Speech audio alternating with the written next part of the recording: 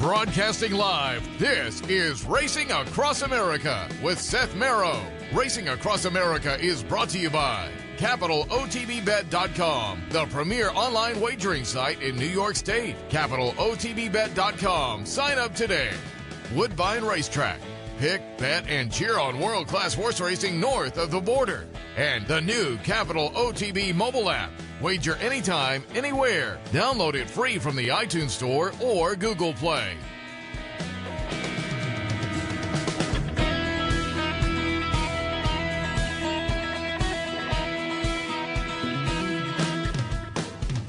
Good morning and welcome to Racing Across America, or as I say, Racing Across North America, as we are again live from Woodbine, and coming up a little bit later, Penelope Miller from America's Best Racing. We hit her at all the big events. She's got the best job in horse racing. I know. I want to sign up. I need to work for that company. I feel exactly the same way. Although, as they say, we cross paths, so maybe I'm getting close to that. I'm not there yet, but I'm shooting for that. And a couple of your guys, we're looking forward to being visited by Greg Peacock and Ernie Perry, a couple of clockers up here at Woodbine. Because with the 2-year-old race, it's always good to hear from the clockers.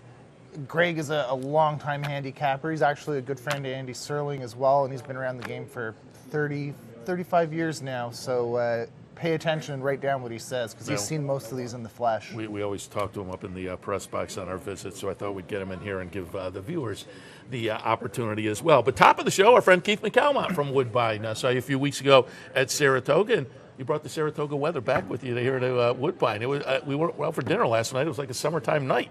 It's been unbelievably hot here, and it's not done well for our European horses, who I think melted a little bit in the paddock. But for those of us out enjoying the races and just as a fan, it's been great. Looks like it's going to be another nice day today, and we'll hit on the 2-year-old stakes and get some of your thoughts as well. But before we do that, let's go back to yesterday. We were talking, Klaus Ebner's here. We had him on yesterday, and we were talking earlier today, and I'll get your thoughts. Handle numbers, I guess, were phenomenal yesterday. Yeah, we did just over $13.5 million on the card, which a 12-race card. Last year we'd had 13 races, and we did the same number. So our per-race handle was way up, and it was helped, of course, by the high five, which they threw another $2.5 million into the mandatory payout. And I think you're taking some of that home with you. Yeah, I am taking some of that home with me, and hopefully some of the patrons are as well, as we kind of tossed the ticket out on the show yesterday. But that's why we're here, to take some of the money back across the border. In a game where you're wrong 70% of the time, it's nice to have those little moments pay off that big. Absolutely, particularly at the end of the day where you get to keep some of it. So always fun. And I ran into some folks in the line, some Saratoga summer people that I recognized who had played in the contest. And we had Don Chung, who won a couple years ago. He played yesterday as well. I ran into Pete Fornatal, who we had on the show yesterday at the end of the day. I guess the contest was a success too. Numbers bumped up there. I guess about 50 people this year, which is a good numbers, and that's become a real popular contest among the contest players. Yeah, we've got a really strong program here, and we put a lot of talent into it, actually, trying to develop our horse players. It's a part of the game that we see as a growth industry for racing here at Woodbine, and trying to keep our players engaged, both pari-mutually and in tournament play, is important. You got to treat your customers right. Yeah, and I will. You ended perfectly for me to, again, thank you guys at Woodbine for hosting us up here, because you treat us right. We always love coming up here, and I tout to people in our area who are watching and haven't come up to Woodbine. It's an easy drive, nice facility. The turf course is so unique. If you're a turf fan, it's a lot of fun. And so, again, I want to thank you guys for always treating us well. You bring a lot of business our way, and definitely respect your opinion, especially those of us who handled that $9 ticket of yours yesterday and brought home 600s. Keep it up. Keep it up.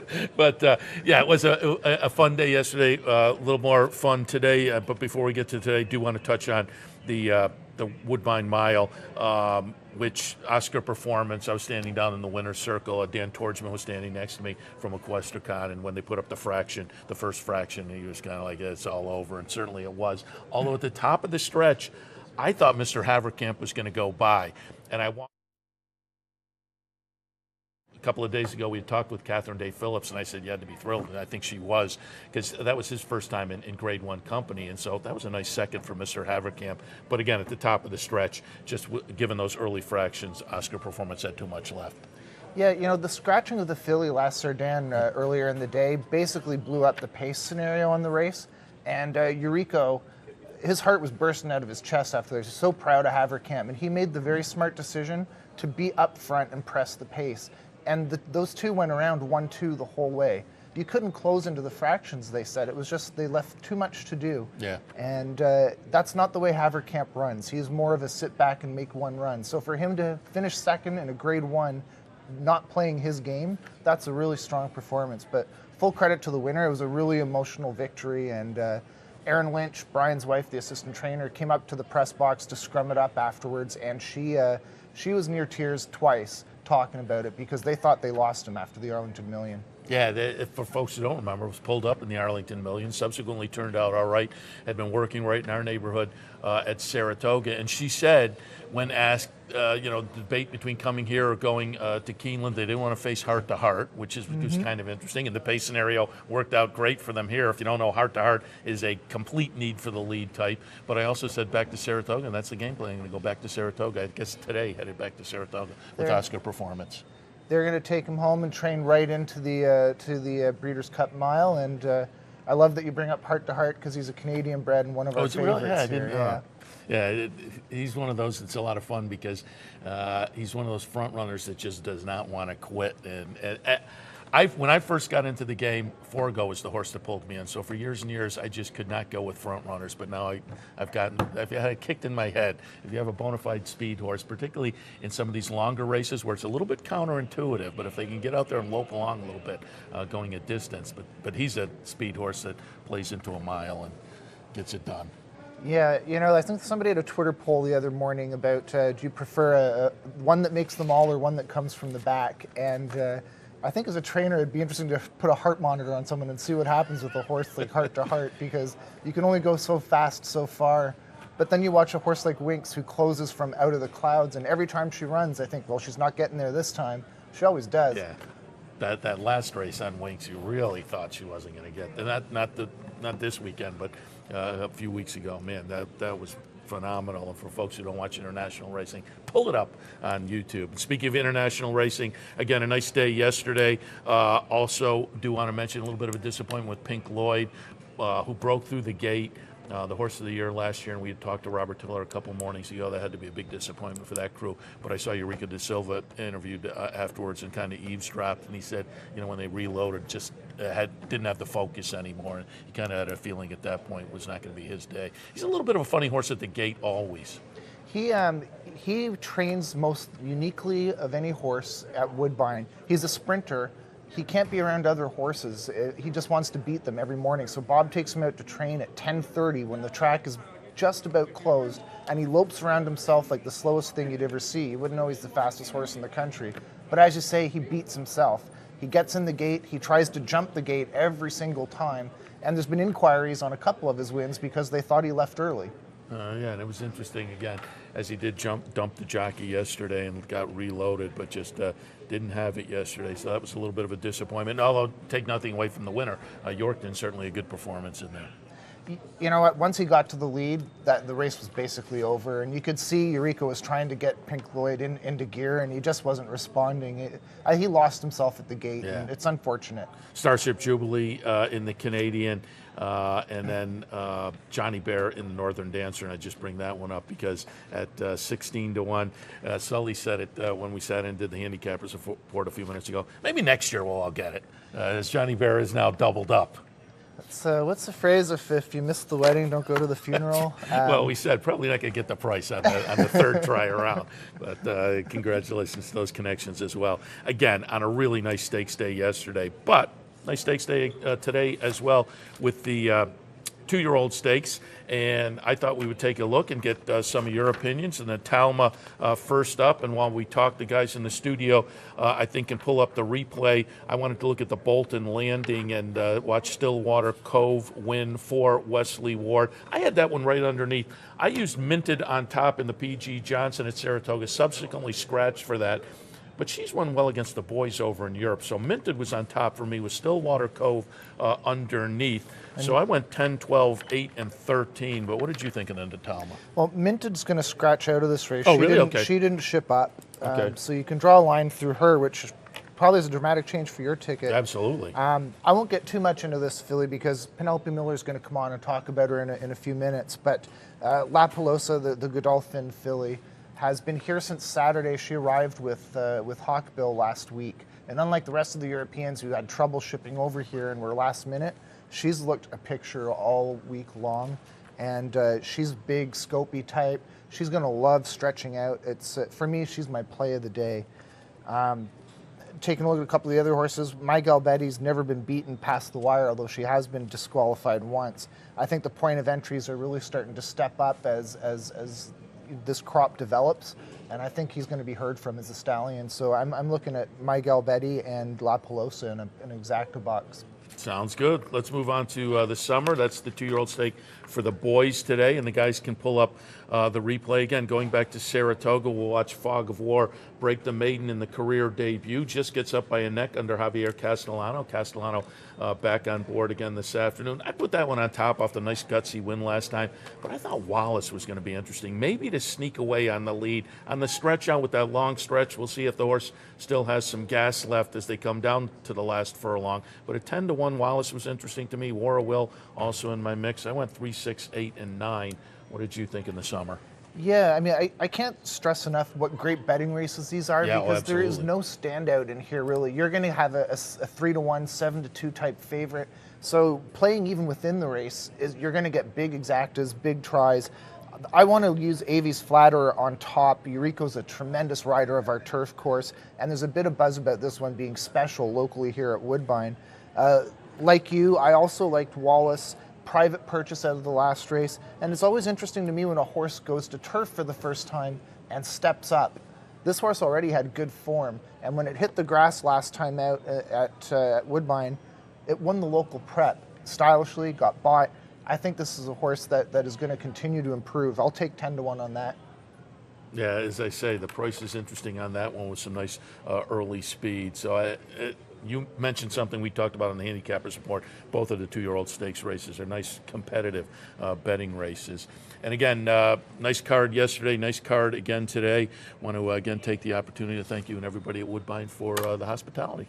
I appreciate you guys being up here, and I look forward to getting back to your side of the border soon. Absolutely. Keith McCalmont from Woodbine. All right, we'll go take a little bit of a taped look more from Michael Doyle. We talked to him a couple mornings ago, so we have a couple more minutes from him. We'll lead that right into break number 1, and when we come back from the break, Penelope Miller will join us, so stay tuned. Michael Doyle up next.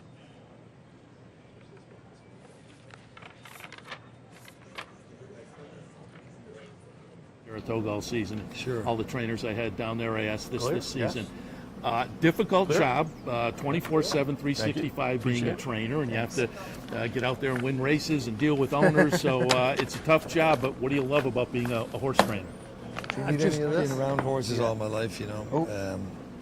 I'm from a horse family in Ireland. We had horses all the time growing up. Thank you. And I traveled a lot and was lucky to see a lot of things. And it's just one of those things you get back to doing, and no matter what you sort of go off and think you're going to do, you wind up missing them after about an hour, you know what I mean? So, plus it's enjoyable pain, not getting paid and stuff like that. Well, certainly we hope. No, I'm just kidding about that. It's just it's long hours, and you got to have some understanding family members, you know what I mean? Yeah, absolutely. As I say, it's 24/7, 365, but we certainly wish you a lot of good luck on the weekend. Yeah, thank you very much. Appreciate it. Thank you. All right. They're at the post. Thereof. Richie's Princess had a quick beginning, but not as quick as It Is Back, who comes onto the inside to take the lead by a neck. It Is Back. Richie's Princess a tight second. There's 2.5 lengths. Back to Spider Dust in third position. Then we have District Attorney in fourth. Honor Achieved and Milwaukee Red. That one followed by Symphony on Ice, Flaring Star to the far outside. And Evangeline's Hope trails this field. A quick opening quarter of 22-1. It Is Back. Now leads it by a length. Richie's Princess second. Spider Dust to the inside. District Attorney fourth and 3 lengths off the lead. Riding the rail to the quarter pole is Honor Achieved. Ask for more run. A Symphony on Ice. Flaring Stars a tad wide. Inside the quarter pole now It is back. They ran a half in 45 and 1. It is back as they turn for home. Spider Dust is put to pressure. On the outside is District Attorney, fully extended. It is back. Here comes District Attorney. Here comes Evangeline's Hope with a lively run on the outside. Evangeline's Hope and District Attorney down to the wire together. Evangeline's Hope prevails. 1,000 for winning trainer Michael John Doyle. Congratulations, Mr. Doyle.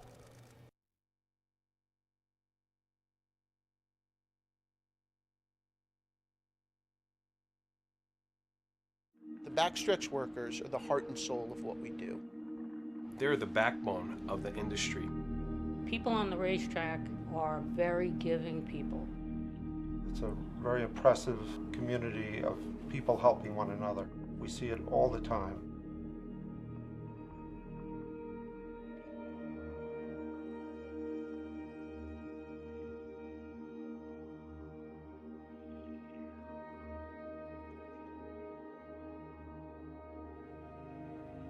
Any help we need is right there in their hands. It makes so much easier in the family to have somebody like Nathan to help them.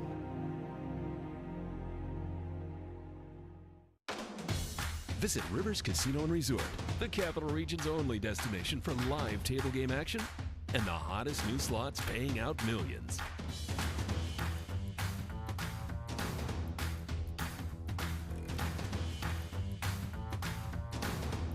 And they're off. Horse betting is now at Rivers Casino and Resort with Capital off-track betting terminals and live tellers located just off the gaming floor at Van Slyck's. Get in on all the action at Rivers Casino and Resort.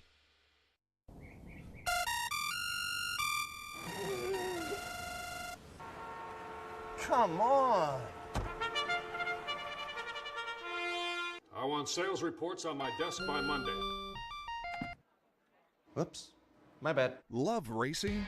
RTN brings you every live simulcast on your home television, plus live video streaming and race replays on your PC and mobile devices. To order, visit rtn.tv. RTN, a breed apart. If you like to play the Late Pick 5, here's some great news. Capital OTB is now accepting internet wagering on NYRA's Late Pick 5 at Saratoga on all platforms and all digital devices. Simply log on to capitalotb.com, look for the icon, and there you go.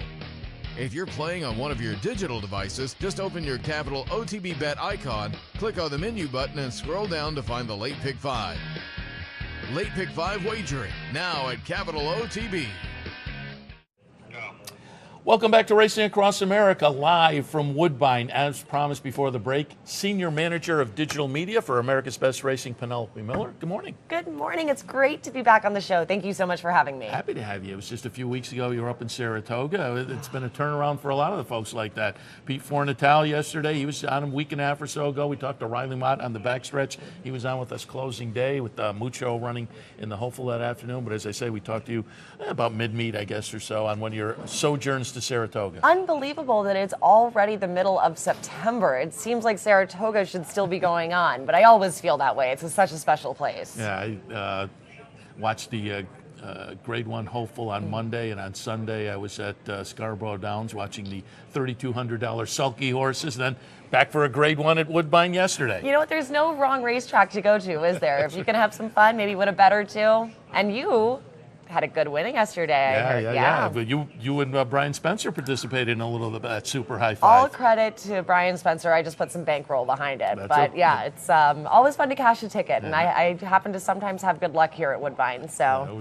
it was a nice way to end the day, no question about it, and a little bit flush to take some shots this afternoon. We'll talk about that in a moment. Before we do that, you had your camera again this morning when you showed up, and when you're with us at Saratoga, there's usually a couple of cameras hanging off. We saw you when we were doing the backstretch a couple of days ago. You were out back there. You sent me a couple of pictures. The guys in the control room will put it up. But you had a nice sunrise picture here a morning or two ago at Woodbine. It's just the backstretch here. It's so convenient, and the people are so friendly, and you can come up with some nice shots, and you always manage to do it. Well, thank you. You know, it's funny, you talked about Saratoga. There is kind of a Saratoga aspect to this racetrack because you have the main track, you have a training track, and then a lot like Clare Court, you have a beautiful little bridle path, is all known as Baker's Acres here. It's really a good place for racehorses to be, and therefore it's a great place to be a photographer of racehorses. And it's been very lucky. I have been fortunate to be here since Tuesday with the draw on Wednesday, and every morning I've come out, we've had these spectacular pink sunrises, and with all these really wonderful horses on the grounds for this amazing weekend of racing at Woodbine. It's just made for a really fun week here at Toronto. Yeah, again, you got the nice shot of the sunrise, and we saw you bouncing around the backstretch, and you and I were talking, and I said, send me a picture, because right after we did TV yesterday, you were up here, and you and I and P4 Natal, and you were showing some pictures, and you had a picture of one of the horses in the Talma that you said, watch this one out on the racetrack, and I kind of think this horse maybe has a little bit of a shot given what you've seen in the morning. So talk a little bit about your thoughts on the Talma, and again, the guys will show the picture as we talk. Yeah, absolutely. I mean, I know Keith talked about her a little bit too, and she isn't exactly under the radar. She is the morning line favorite, but La Pelosa looks amazing. I heard Keith mention that she might have a bit of an advantage because she's been here. She didn't get stuck on that plane that went to Amsterdam and then did not come to Toronto. But the way she's been training here, she acts like a much more mature filly than a 2-year-old. She just really has that good demeanor. She's quiet in the stall, but when she gets out on that racetrack, even though there are hundreds of other horses out there, she's in a beautiful frame. She just really looks great. And I think that, we could see some really good things from her. She has the form behind her too. She's already, she looks like she's working her way up to a really big run, and there's no reason it shouldn't be today. Yeah, a 2-year-old with 5 career starts already, and to hear that she's doing well in the morning, as you have eyeballed, certainly gives some added confidence to folks who are going to use La Pelosa this afternoon. Also, as I said, we talked to you about mid-meet at Saratoga, and I think it was before your Arlington trips and your Del Mar trips, and I went to America's Best Racing last night and pulled some pictures off of your diaries, which you do. As I say, the best job in all of horse racing is you get to go to all the big events. But the guys can show some of the Del Mar shots as we're talking, Del Mar paddock. And then I noted, looking at both Del Mar and Arlington, I know from being personally at Saratoga, from being here, I'm sure you'll have shots as well. But a lot of the shots kind of contradict what we think of as the stereotype of fans. A lot of young people at all these venues. Absolutely. It's really heartening to go to the races and see these people younger than me, sitting on the rails, sitting around the paddock. They've got their tickets. They might have a beer or two, and they're just really enjoying these elite days of racing. I mean, when I was at Arlington, especially, I'm glad you mentioned that. I mean, the crowd there was so young, and it was funny. I was joking with my photographer friends there. I'm like, I mean, you can't take a bad shot if you're shooting the scene there, because people are so engaged on Arlington Million Day, and it was a beautiful afternoon, and Arlington is just such a nice racetrack. It had been a few years since I'd been there, and it's pristine. It's so beautiful, and it's a fun day. So that's one of the ones I want to chat. Both of those, Del Mar and Arlington. And again, we have some shots of Arlington as well. There's a line of young fans along the fence. And I'll mention another thing that I see in a lot of diaries you do. Hats, a big part of the racetrack experience. Absolutely. I mean, especially when it's hot like this out and so sunny, it's actually an essential part of the racetrack wardrobe, just so you don't get too much sun. But I always love that people, some people dress up for the races. It's not, you don't see that at any other sporting event. And there's a wonderful tradition behind it. And, there's nothing wrong with sitting in the backyard wearing whatever you want to wear. But I always love showing off the people who put a ton of effort into it, because, it's fun. People enjoy dressing up. I enjoy taking pictures of people who dress up. And the great irony, of course, being that I'm covered in mud and wearing boots and have dirt on my face. But, people have a good time with their fashion, and they can have a good time at the races, and it's a great crossover. Yeah, we get a lot of that, obviously, at Saratoga, and that is part of, as you say, the tradition, people kind of going and enjoying the races and dressing up. But the beautiful part of the racetrack also is you can have any kind of experience. So Saratoga, you can be dressed up and in the clubhouse, or you can be hanging out in the backyard as well. Absolutely. I've said it before. I will continue saying it. There is no wrong way to go to the races. You can have any kind of experience. It's a special place that way. I mean, you can put on your finest hat and sit in a box and have champagne, or you can, hang out with your friends and like play beer pong in the backyard and anything in between. And that's what I love about going to a day at the track. It's fun no matter how you like to do it. Yeah, as I say, you see the gamut of those experiences at Saratoga, but checking out your diaries, it's always fun to, as I say, see the young people in the crowd at the various venues, Del Mar, Arlington, some of the others. What is next on the Penelope Miller agenda? I am so glad you asked. I don't know if we've talked about this. I'm actually next weekend going to be in the Real Rider Cup, which is raising money for the Retired Racehorse Project. I'm going to be riding an off-the-track thoroughbred named, best name ever, Disco Elvis. And we are going to be in a jump off. I'm teaming up with some racing analysts, and we're taking on owners, trainers, and exercise riders. And like I said, if you'd like to lend support, we're always looking for donations. Helps out the Retired Racehorse Project. It's the Real Rider Cup. It's going to be a lot of fun. Where does that take place? At Plantation Fields International Horse Trials, which is actually a pretty, a big horse show in Pennsylvania. So I haven't been in a horse show since I was 13. So this could be interesting, but it's for, like I said, it's a great cause. It helps our equine athletes as they transition into new careers, and I'm really, really excited. This will be fun to follow, and I'm sure people can do it via your Twitter feed. How do they follow that? Absolutely. I've been cutting really embarrassing trailers on my Twitter feed.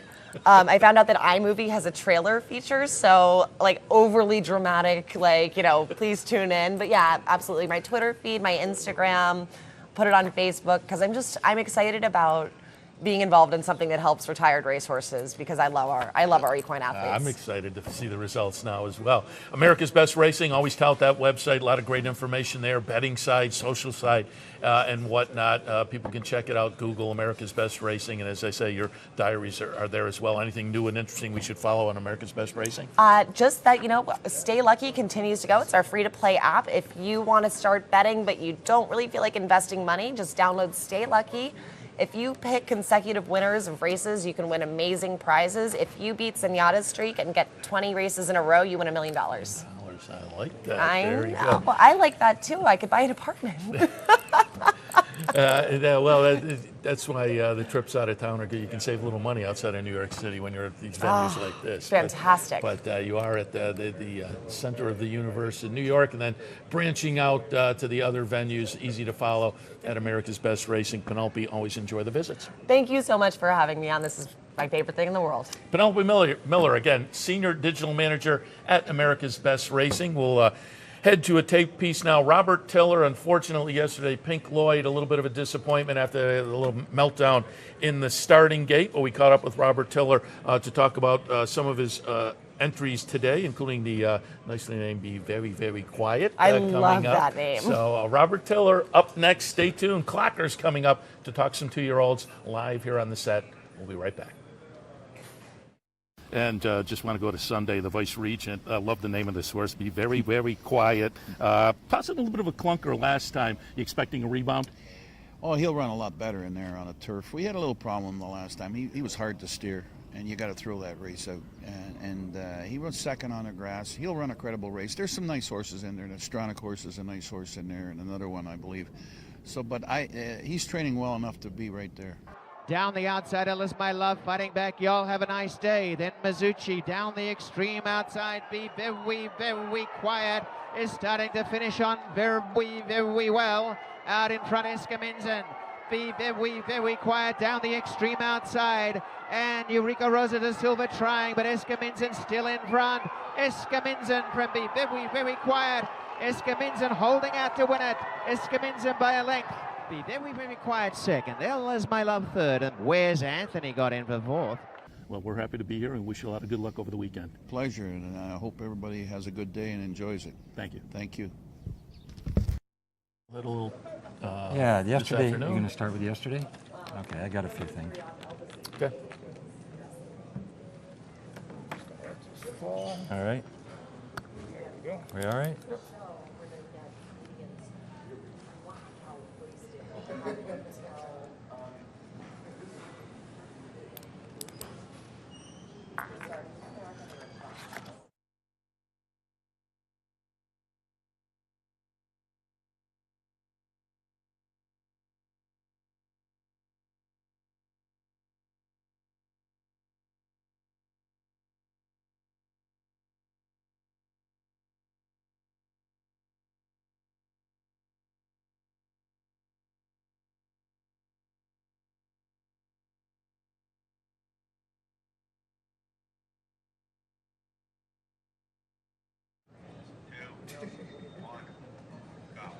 Welcome back to Racing Across America with a couple of 2-year-old stakes on tap for this afternoon. Always interesting to talk to some of the clockers up here because that gives you some insight into some of the 2-year-olds, certainly. And happy to talk to Greg Peacock. On all our visits, we enjoy talking to you upstairs in the press box, and I thought, well, we'll share you with the audience. Right. So Pleasure good morning. to be with you.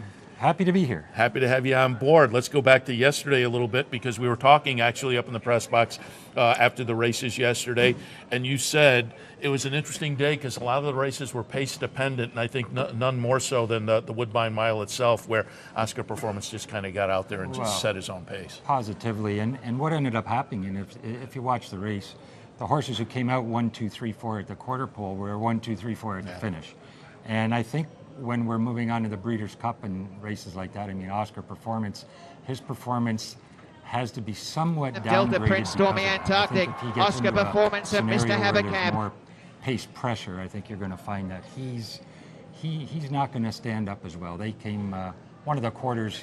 Our course does come down the hill a little bit, and it picked up speed as it went along. One of the quarters between the half and the 3/4 was actually 22 and change. So when the closers are trying to make a move into a pace like that, they are in trouble. I thought Mr. Havercamp ran well. At the top of the stretch, I thought he'd go by, but given the early fractions, Oscar Performance just had too much left. No, he put some pressure on, but once again, he was part of it. You know, they like I said, 1, 2, 3, 4 ended up 1, 2, 3, 4. Johnny Bear, I thought was interesting. We talked on the Handicappers Report earlier. Next year, we're going to have to jump on board. Not going to have to sleep on Johnny Bear next year, but we won't get the odds anymore. No, I hear you. And there was a couple other races yesterday, the Canadian Stakes and that race. What you saw in the Canadian Stakes, it was about 1.1 1/8 distance, and we had the interior fractions 23 and change 46, which was way faster than the mile.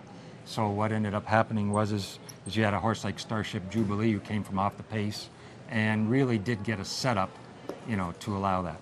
Yeah, it was, again, an interesting day yesterday with the stakes. Nice performance by Oscar Performance, but as you say, it'll be interesting to see what his situation is going forward. And Delta Prince, I think, was also kind of a victim of the pace scenario there. Ran fourth. I had him on top. I liked what he did up here earlier this summer, and I thought the second place finish to Voodoo Song was going to set him up well, but a little bit disappointing as the favorite running fourth. Absolutely. There was one other race that was interesting yesterday. That was the Sweetbriar 2 Stakes, and I think what happened in that race is you saw what happens when a jockey realizes, hey man, we're going too slow.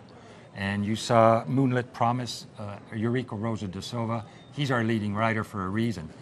There was a Cassie horse out, Malibu Bonnie, on the lead, and he took it upon himself to rush up the rail, put a little heat on that horse, make her work a little harder, so that when he got her to the stretch and he angled out off the rail, Moonlit Promise, as a favorite, delivered because of an action. Sometimes jockeys manufacture wins. I think he's our leading rider for a reason. He manufactured a win there. He was on the favorite, but at the same time, he made something happen, and it got him into the winner's circle. I'm glad you brought that up because I love when jockeys are aggressive like that. It drives me. You want to pull your hair out when you see horses float on the front end and nobody goes up and challenges. And it's just what you said.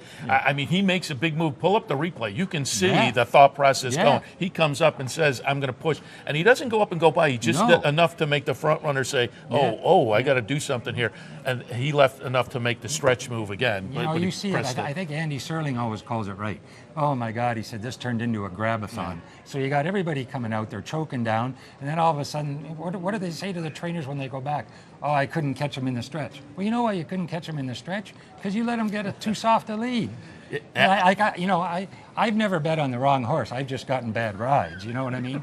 So, like all of us. And losing takes all the fun out of gambling. So I got to blame it on somebody. It's not my handicapping. It's these guys. It is frustrating though when you see those where they don't go. And as a handicapper, and I always wonder, is it the same for trainers and owners? But I would much rather my guy was aggressive and made the move into the turn or on the turn and got caught, as opposed to just never getting into it, just sitting back and waiting and then never having a shot. I mean, pull the trigger. Let's go. You feel like a schmuck if you come back and you never even gave it a shot. Yeah, so again, it was an interesting day yesterday. Absolutely. That certainly hats off to everybody here at Woodbine. But a couple of 2-year-old stakes today to focus on. And as I say, with the 2-year-olds, always interesting to see what you as the clockers have to say. The Natalma will kick things off, race number 7 this afternoon. According to Keith, Minted's going to be scratched. I like that horse, but I scratched now into Stillwater Cove, and we watched the Bolton Landing a little earlier. It's Wesley Ward with a horse coming off a nice stakes win last time up at Saratoga. We talked a little bit about La Pelosa, the European runner. My Gal Betty, 3 for 3 under the wire, but with a DQ in the mix there. Those are kind of in my factoring, but what did you think in the Natalma? Well, basically, I think what's interesting about these races is it's a good prep for the Breeders' Cup. Yeah, absolutely. Because we have European shippers, we have American horses, we have a few Canadians into the mix. So when we get to the Breeders' Cup and you see this mix of horses coming in from everywhere, it's hard for me, as a clocker, I can tell you what I think about the local horses, and I don't think that My Gal Betty is gonna disappoint the local people here. One of my favorite angles always, before I became a clocker, I was a player. I sat in the stands and played. One of my favorite angles was always Roger Atfield, first-time Lasix. And he has pulled this move so many times. He'll point for a race with a horse that he thinks is talented, and generally speaking, it would be the first time the horse run in a stake. This one, he's waited specifically for this horse, and this race. And this is the one he wants. This is the he can get to the Breeders' Cup with this. So I do like My Gal Betty, and Artelina did race very well on the in a prep workout the other day on the turf course here that I ended up timing. So I mean I can talk about the locals as far as the Europeans and that. I'm not I'm not really up on their performances. All right, let's move to the summer stakes.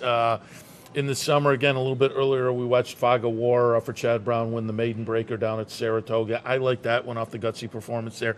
But I mentioned during the handicappers report earlier, I thought Wallace at 10-1 could be interesting with the early speed. We'll see in the last furlong whether the horse still has some legs underneath, but at a little bit of a price, Wallace was interesting to me. War of Will from Mark Casse, I thought could improve in the second career start. Nash Trick was also interesting off the Maiden Breaker in the debut. Those are the horses that I have in my mix. What did you think in the summer? Yeah, well, the two local horses, War of Will and Nash Trick. Nash Trick, first time out, he has been smoking in the mornings. He had never lost in the morning when he broke his maiden in his first start, and he continues to train well. He ran against War of Will, and the Casse people were extremely high on that horse. They were very disappointed in his effort. Supposedly he's a little nervous, a little antsy. In the morning recently, he hasn't been that way. So maybe he's just the type of horse who needed one effort under his belt to improve. So there's another two locals that I think will not, they won't embarrass us up here. They're going to be competitive in that field. Wallace, any thoughts there? Well, he's very popular. He's been traded back and forth a couple of times. Yeah. It looks like he's been sold again. Yeah. I mean, the Sid Attard had a horse called Fafafui, who went down to Presqu'île and ran against this horse. They were so impressed when this horse beat Fafafui that they went and bought him. Now they've gone and sold him again. So I don't know what the deal is there. At a mile, a lot of times in these younger races, the pace gets very hot because these horses have been trained to go out and let's do it. Let's go as fast as we can, as far as we can. And when they stretch out, just like you said, the pace could be ballistic. We don't know. It's going to be interesting to see. Anything else clever on today's card that we should know about? I'll give you a gold, a silver, and a bronze. We like that. So even though it's not an Olympic here. In the second race, there's a first-time starter running for Mike DiPaolo. Number 2 horse, She Calls It. Has kept up with everyone in the morning, has worked extremely well. I think you're going to see it's an Ontario sired maiden race by Giant Gizmo. Jesse Campbell, terrific gate rider. 6 furlongs. I like She Calls It in the second race. All right, I like and then one of my favorite horses is in the Vice Regent Stakes, the 4th race. When you see a horse who tries so hard every time. This is just a small little horse, Eskaminzen, turning back from 1.5 miles. That horse there, I think, has some upside. You get a rider change to Rafael Hernandez, who's one of our leading riders. I don't think that hurts. And the rest of the card is pretty tough. I'm not. We're not getting a bronze? Huh? We got gold and silver. We're not getting a bronze? Well, you know what? Here's a bronze. Okay, very good. Now this one here is this one could be a morning glory. In the 11th race today, the one horse Macho T. Oh, I talked about him because I said to people, he had a nice debut effort in July of 2016. Well, maybe 20-1. Yeah. But the workouts kind of indicate maybe he comes back ready. But if he's ready, why does he come back for the tag? And he gets the trifecta of changes. He's a first-time gelding. He gets Lasix and blinkers on. So I mean, these people have shown a lot of patience with this horse. A lot of guys would have had this horse out in a field somewhere enjoying retirement, but these people somehow seem to have stuck with him. So obviously there's some talent there. But he'd be my bronze horse for sure. All right, Macho T. He's a big number. He's a big number. 20-1. And as I said during the handicapping report, though, I'll be interested to see what he goes off at because I wonder if people will focus on those bullets and the little class drop, or are they saying he's been away too long? So I wonder what he's going to go off at, and then I wonder how he's going to run. Well, and not only that, when he did run, he ran third in his first start against 2 Conquest horses. Yeah. So he's got a 2 years off. Yeah, very, very interesting in the 11th, number 1. For sure. All right, we appreciate the visit. As I say, Greg Peacock, always enjoy our trips up here and chatting with you up in the press box area. So it's my pleasure to come on. I'm an old New York State handicapper, Western Region OTB. Oh, okay, there you go. And I cut my teeth in a lot of OTBs in Niagara Falls, New York. So go get them out there. We appreciate your business. So you're a brother in arms. Well, I go back to sitting with a guy in the OTB in Niagara Falls, New York, when the numbers were up. It was instead of numbers, we had letters. And his name was Ace, and he would bet Ace every race. So now we're talking about pace, and I'm out of rhymes.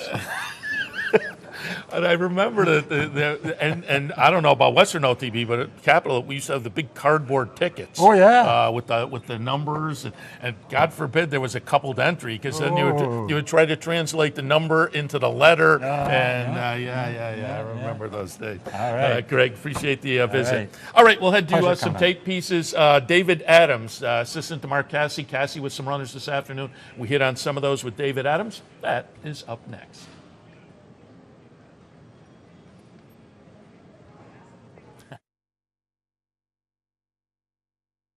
This is for the 2-year-olds in the Natalma Eye in the Sky. Kind of stretches, but showed some speed last time. What do you expect from Eye in the Sky and then Natalma? Well, we think the soft turf, she didn't like the soft turf the last time she ran, so we expect a good effort this time. And as I say, did show some speed last time. Will that be the game plan again? Because that was a little bit different in the last race, but more speed on the weekend? Well, we hope to get her relaxed a lot more than what she showed last time.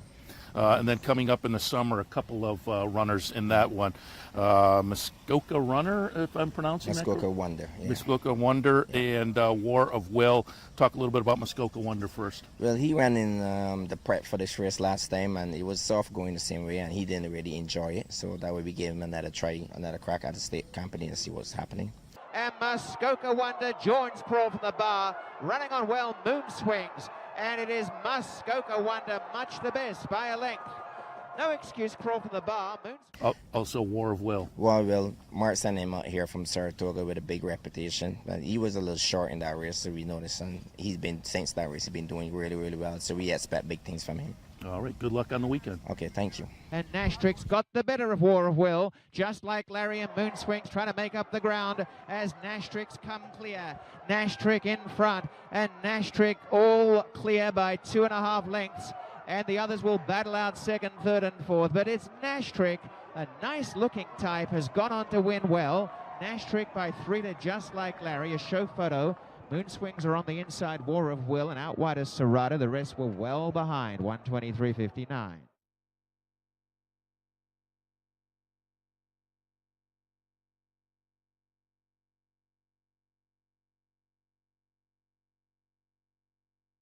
Racing across America, live from Woodbine. As stated earlier, with 2-year-old races, I'd like to bring in some of the clockers, and our friend Ernie Perry, the clocker up here at Woodbine. Happy to have you on board. Thanks for coming. Yeah, it's been a great weekend so far, especially weather-wise, and the racing's just as good. Yeah, there's no question. It was a great day yesterday and the two-year-old stakes today. Yeah. You got a couple of other ideas to toss out there. We'll get to those in just a moment. Before we do that, though, we were talking before we went on the air. You made a little Saratoga visit this year, Jim Dandy weekend. How was your visit? Yeah, it's fantastic. That has to be my favorite racetrack, and we got lucky with 2 days of good weather. They have a nice little low roller tournament there. That's did you play the fantastic. low roller? Yeah, it's I tout fantastic. that. They were thrilled with me because they Yeah. said I touted it so much they were bumping up the numbers, but I couldn't help it.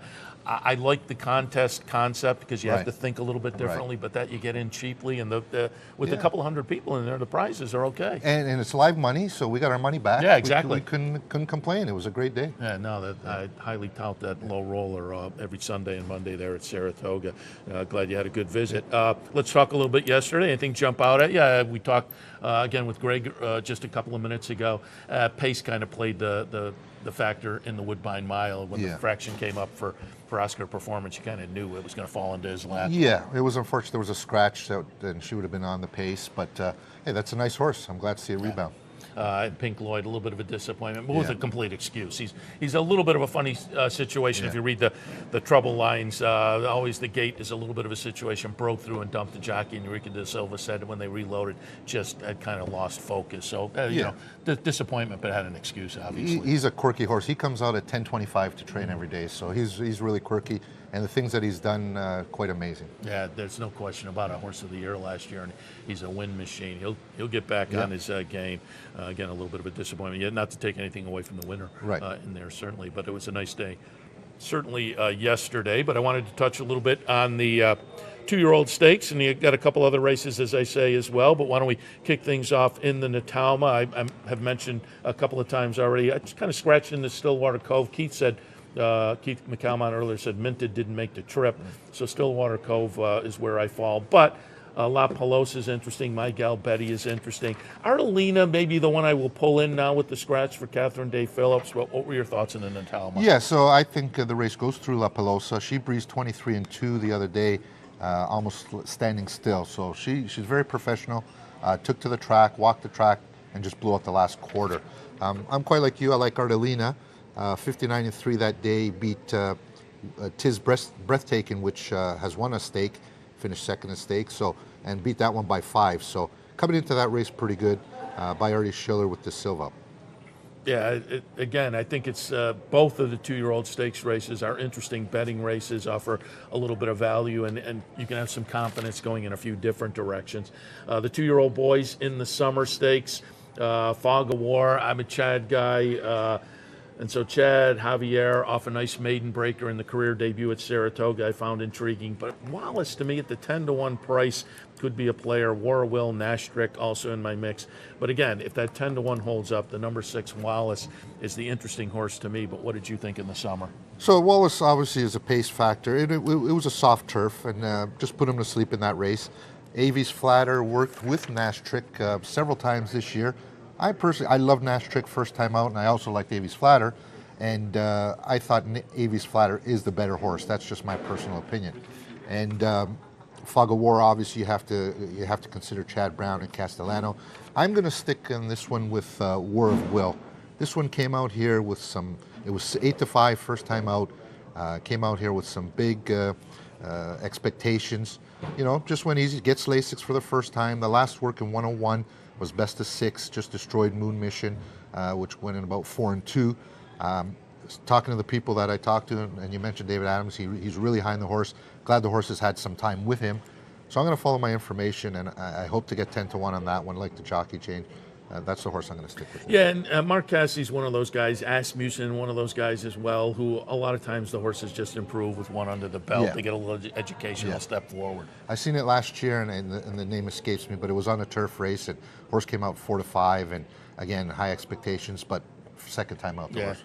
So again, that's a bonus for War of Will there, second out of the Cassie barn. All right, let's get a couple other ideas. You said you had one a little bit short, but worth mentioning maybe in race number 1 today. It's a 2-year-old maiden allowance in the first race. If you say anonymously, I'll be very happy because that was my top pick. It's actually Dancing Doll, but I mean, you can tell just by on paper the horse stands out. That Sister Nova is going to be a nice little horse. Short price, has the best form on paper out of these horses. again, I would maybe just use it as a double key. Okay, I tossed that one in underneath, and I said it was kind of logical off the morning line and whatnot. Princess Fabiana, to me, was interesting, being by Cairo Prince. Cairo Prince is a little bit interesting to me as a sire, kind of new on the scene. Churchill yesterday, Ken McPeak had a long shot. Cairo Prince win the 2-year-old stake yesterday. So with the breeding, I thought that one, the 4-1 to me, I would have been, I think, more intrigued if, and this is one look at the board. If it does float up, Princess Fabiana will become more of a horse that I'll take an extra look at. But on the breeding, I thought that one was interesting. But as I say, I used it anonymously on top. Yeah, that last work was pretty good, 47-4.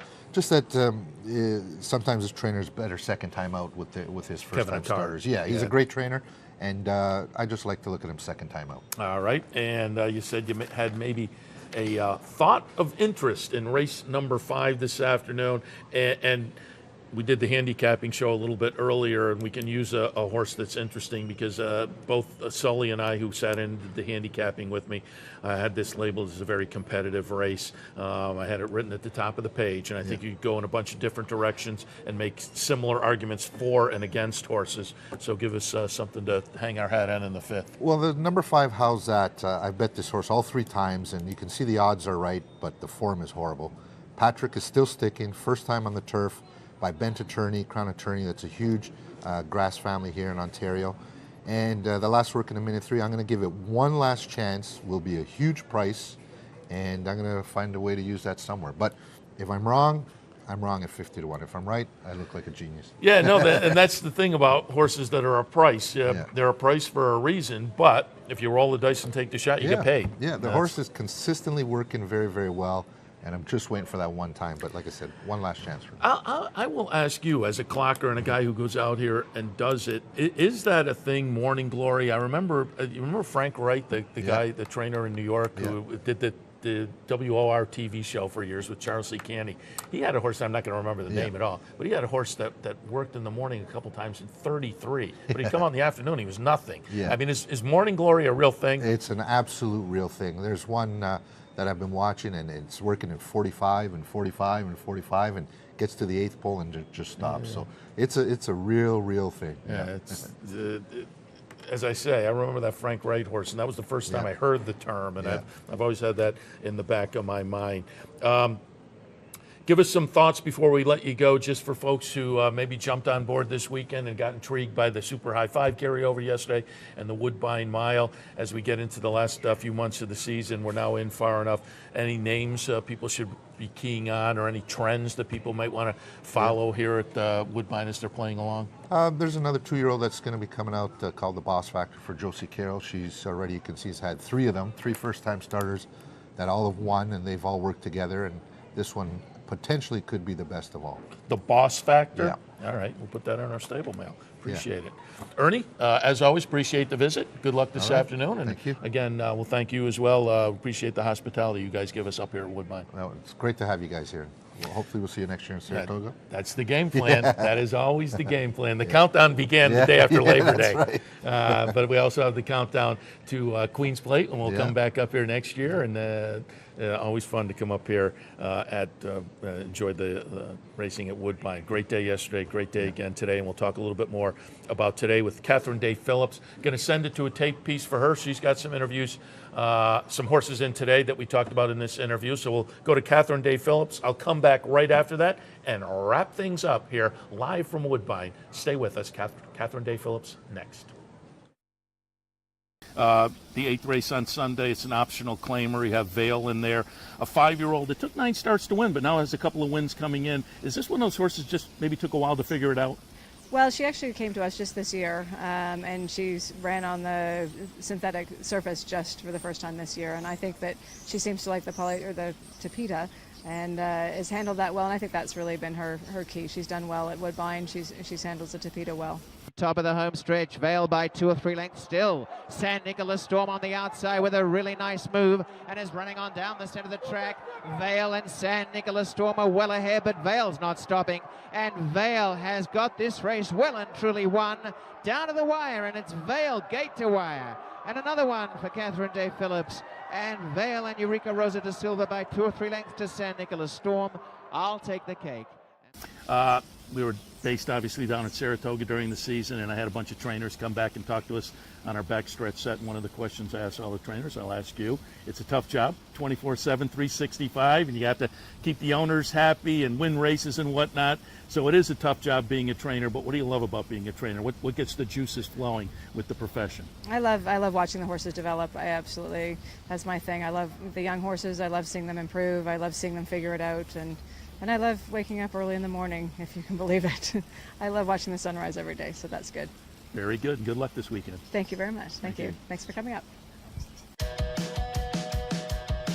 Well, the green maple leaf comes from my grandparents, and they made the maple leaf as part of Kingfield Farms. We incorporated that into our own logo and racing after my grandparents died.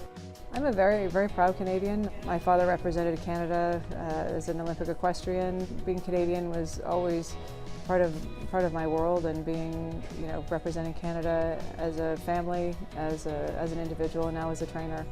Realizing that we were the first and only Canadian to have won the Arlington Million would have been the defining moment of we did something special.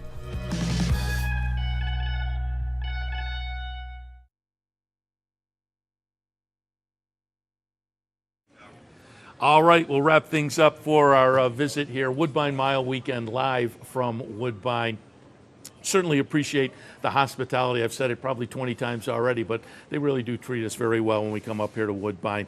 I want to thank John Siskos, Keith McCalmont, who was in earlier, Klaus Ebner, who has helped us out over the past couple of days, going back to our day on Friday morning on the backstretch. Eric Parente as well. Thanks to all the folks at Woodbine. We always enjoy our visits up here. On the Capital OTB side, want to thank Dino and Dan down in the control room in Schenectady. Brian Dorenzo as well down in the control room.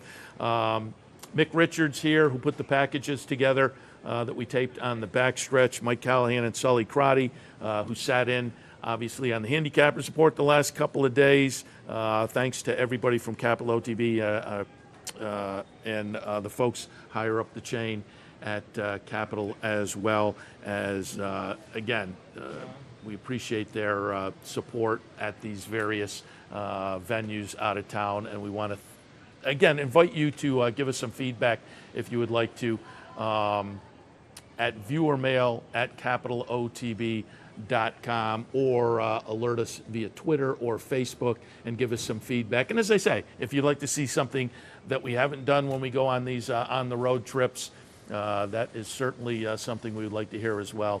viewermail@capitalotb.com. So again, just looking at my notes, I think I've covered everything. Oh, NFL Sunday today at the Clubhouse Racebook. Wear a jersey, you get in for free.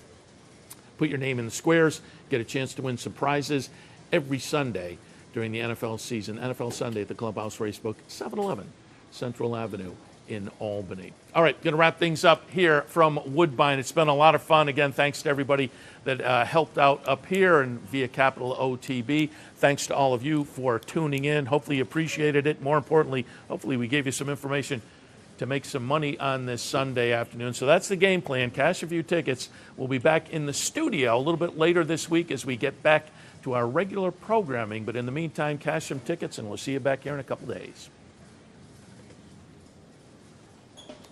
You're watching OTB TV, a service of Capital Off-Track. Thank you.